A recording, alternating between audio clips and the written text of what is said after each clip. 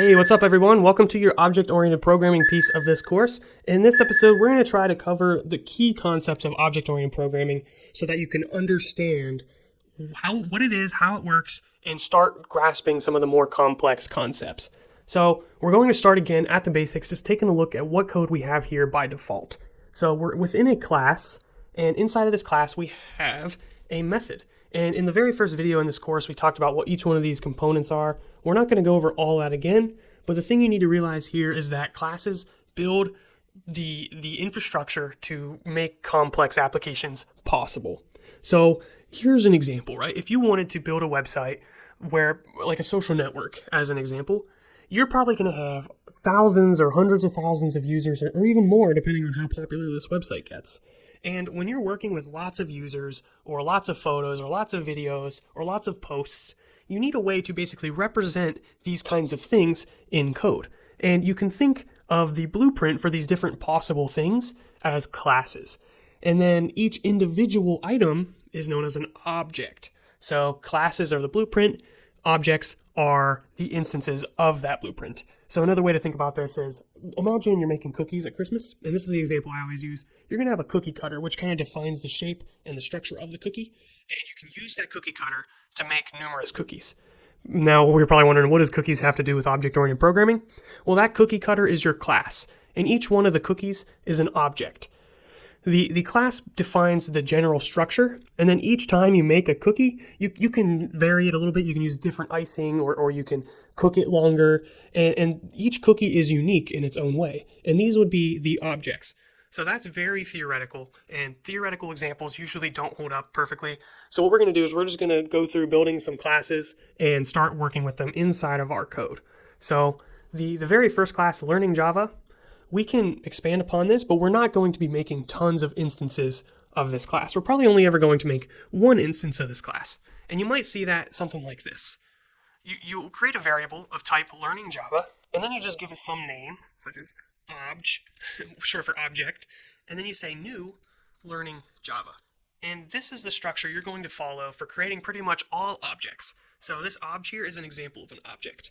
And what you can do is you can now work with this object by saying obj dot, and then you get all these different members that you can use.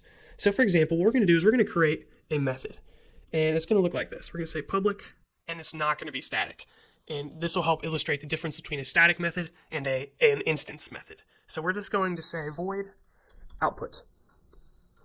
And all we're going to do is just say sysout. We are learning stuff right now. And then what we're going to do is we're going to say obj dot output. And you can see when we run this thing, we hit run and we get that output right here.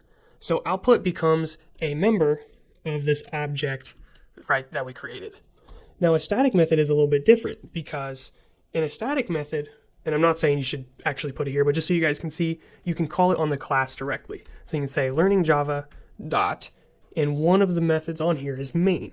But you can see we don't actually have to make an instance of the learning Java class. We can just call it on it directly.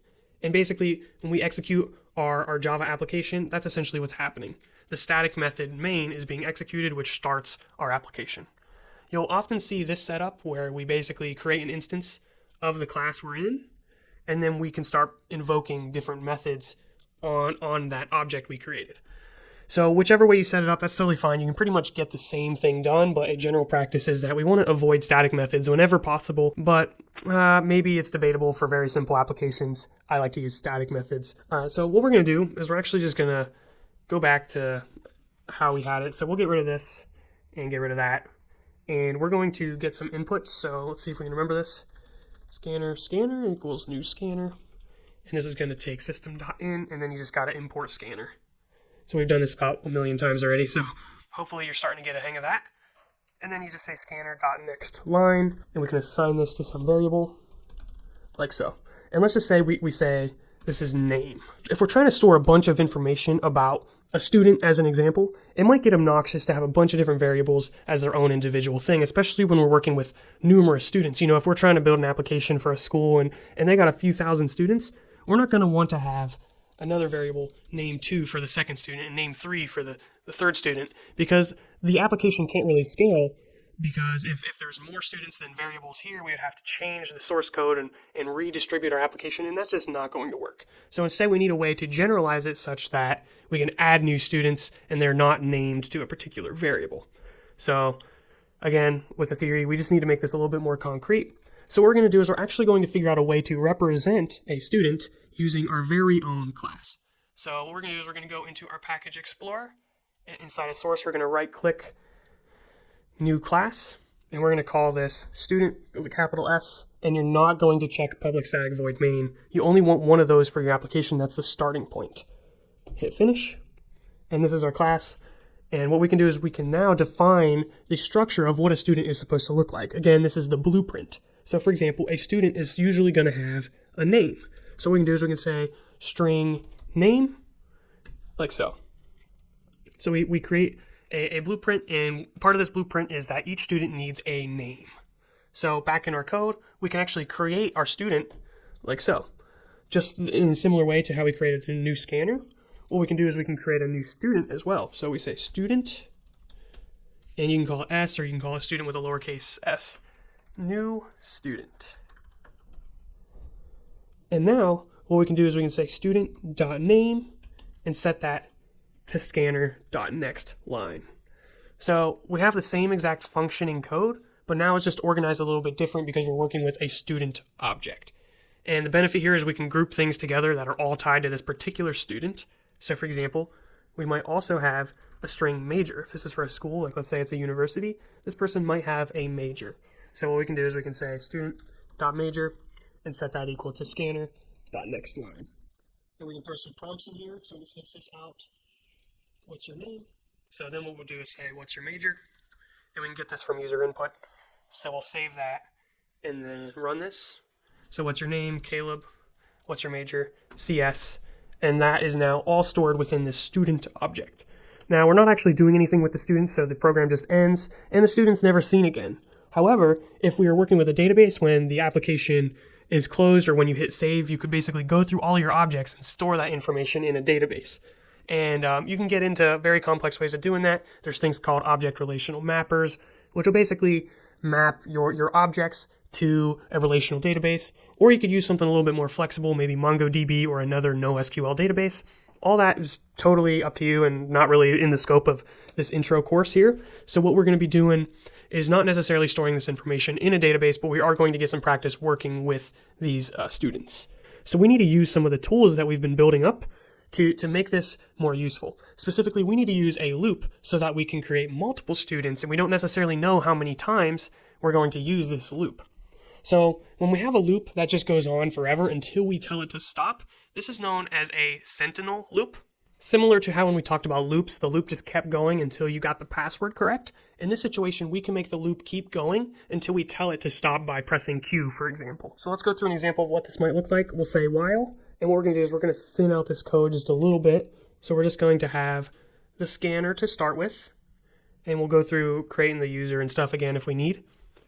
And what we're going to do is we're going to get an input, string input, and we'll do scanner.nextLine, lowercase s there, sorry.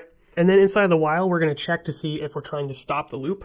So the way you do this is you would say input.equals, and then what value you want it to stop with. So for example, we'll say n, and we're going to use a string. You could also use a character, since there's just one character here, but I'm just going to use a string. And then you're going to use the exclamation mark at the beginning. So basically, while it is not equal to n, keep going. And then we can keep that loop going until we tell it to stop. So let's just see this in action. So we're going to say going. And you also need a way to update the input. Otherwise, it's just going to run forever. So what you need to do is you need to say input is equal to scanner.nextLine. Let's run this and just see how it's working. So we can put something in the input. It says going. We can keep putting stuff in here. And it's just going to keep going until we hit N, press enter, and it stops. So we're just going to go through the example where someone's doing data entry and they're trying to create entries for these different users. So what we can do is we can actually do an output and say something like enter new user, and then say like yes or no. And if they say N, it's not going to run. And then what we're going to do is we're also going to take this output and we're going to put it at the end of this while loop so that it asks again before the loop restarts. So now what we can do is we can ask for the name, and we can also ask for the major. And we'll store this inside of a new user. So we'll create a new user. And actually this is called a student, sorry. So we'll say student S is equal to new student. And maybe just update our code just a little bit. We'll say new student. Make sure you spell it right. So now we can get the name. So we say s.name, and this is going to come from scanner.nextLine. And we're going to do something similar for the major, s.major. That's going to come from scanner.nextLine. So what are you going to do now with all of these students we create? Well, we can actually add them to a collection of students. So we can create a data structure to store all the students in memory. So we'll use a list of type student, and we'll just use students plural for the name. And it's a new array list of type student. So you can use array list on the right and list on the left, or you can just use array list on the left and right. Either one's going to be fine in this situation. We're going to import and import. So now your import statement should look like this. All right, and then all we have to do is, once we got that student made, we can just say students.add and pass in that student, which has the identifier S. All right, then I'm just going to put a space there. And let's just run this, see what happens. Looks like we got an error. Let's just see what's going on. Problems, errors. Looks like I forgot a semicolon right there. Now let's run it and see what happens. Enter a new student. Yes. Caleb. Major. Science. Enter a new student. Yes. Sally. Major. Computer science. Enter a new student. No. And the program ends. So the next logical thing would be to create a method to output this data. So what we can do is we could say, make sure we're in the right block here. We want to be outside of main, so we want to be outside of this curly brace. So we'll just say public static print students. And this is going to take a list of students as an argument, like so. And then we need a return type, public static void. So it's not returning anything. And we also need to name this parameter. We'll call it students. So what we're going to do now is, first we're going to zoom out just a little bit. And inside of this method, we are going to iterate through all the students and output their data. So we're going to use a range-based for loop for student s colon students. So this is of type students, that needs to be capitalized. So for each student, what are we going to do? We're going to say sysout s.name plus a space plus s.major. There we go. So that's going to print all of the students, and when we're done, so after this loop here, we can actually call this method. We can say print students, and we can pass in our collection called students, which was defined right here. All right, so it's getting pretty complex, but it seems like things are working. So what we're going to do is we're running. Yes, we want to enter a student. Name's Caleb, major CS. Enter new student, yes. Name is, got to come up with new names besides Caleb. Carl, major is math. Enter a new student. We'll go with yes. Sally, and she'll do political science. Enter a new student, no. And then check it out. It says Caleb, CS, Carl, math, Sally, political science. So you can see how we could very easily build upon this to write to a database or write to a file, and then you could read that same data when you start the application. Now, there's a couple key components of object-oriented programming that you should know about. We understand how to use it, but now let's talk a little bit more about the concepts. So let's go into that student class, and what we're going to do is we're going to minimize the package explorer there.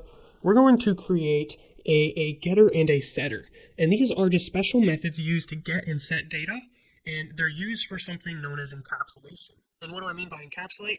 Basically, we want to abstract it away from the user and protect the data or be able to modify it as people are setting it or getting it.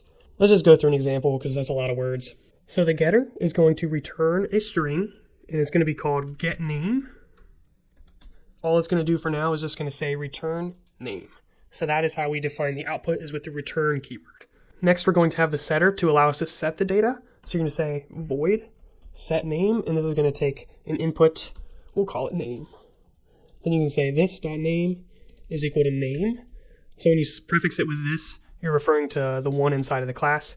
When you just use name by itself, you're referring to the parameter passed in. And then the last thing, all you gotta do is set this name to private, so you can't access it directly. It's encapsulated, it's in its own little bubble. The only way to get to it is through this get name and this set name. And right now, these methods aren't really doing anything fancy, but you can build upon this. So for example, set name can be used to control how the data is represented internally. So you can basically have some separation from how it's presented externally to how it's stored internally. So these are the default getters and setters. You can look up more ways to create getters and setters because right now these aren't really adding any usefulness to the application, if that makes any sense. But let me show you guys how to use this. Inside of our code, we'll just need to update a couple of things because we're going to have some errors. Anytime we're trying to set the value, we actually have to say set name, and then in parentheses, we can put the scanner like so. And then anytime we want to get the name, we just say get name like so in the parentheses. But notice how before we did that, it was an error because we can't access name directly. That's because we labeled it as private. Now the next thing I want to talk about is known as a constructor, and it's basically a way we can create the student. So if you look up here, we're setting the name here, and we're setting the major here. What if we just wanted to create the student and set the name and major at the same time? That's what we're going to do now. So inside of the student, here's what we're going to do. We're going to create a special method with no return type, and it's going to be called student, just like the class with the capital S. And we're going to create the parentheses and the body. And this is going to take two pieces of input. So the input is called arguments, and they're stored in parameters. So we're going to create two parameters for this method definition. We're going to say string name and string major. So what we do in here is we can assign values directly to these fields here, or we can go through the set method if you decide. I'm going to show you guys both ways. So what we're going to do is we're going to say set name and pass in the name variable, which is right here. And then we could also use the major, and we don't have a setter for that, so we're just going to use it directly by saying this.major and assign it the value major. And when you create a class, there's actually a default constructor there automatically. But when you create a new constructor, that's going to go away. So if you need that default constructor that doesn't take any arguments, you would just create that here, like so. Just leave that there. Very simple. If you don't have that, then you're going to get errors in your code. So taking a look at our code, you can see new student with no arguments. It causes an error. So if you want to force data to have to be passed in, then just get rid of that default constructor. So here is how the code is going to be changed. Instead of setting that name directly, we're going to store it in a variable. So we'll say string name and set it to scanner.nextLine. And we'll do the same thing for the major. We'll say string major and scanner.nextLine. And then we're going to move the student creation down to the bottom right here. And we're going to pass in name, and we're going to pass in major. So that is how we call that constructor that we made our custom constructor. So we just barely scratched the surface of object-oriented programming. It's so complex, and it is very useful. So as you start going through this stuff, it begins to make more sense, and you can start to realize how to use these different pieces. Sort of how maybe when you first start working with Legos, you don't necessarily understand what to do with the pieces. Or when you're really young and you're starting to learn addition and stuff, you don't understand that these numbers can be used to calculate stuff. But as you grow and you begin to get more experience, you start to understand the more complex stuff. So the next logical thing is to learn about inheritance as well as polymorphism. And honestly, for this intro crash course, it's just not enough time for me to cover all those components. So either we'll extend this into a larger series if you guys are interested, or we'll have a separate course sometime in the future. But other than that, we've pretty much covered all the basics for you to start developing in Java and hopefully understand the components for the more complex applications. So thank you guys for watching, and stay tuned for upcoming content.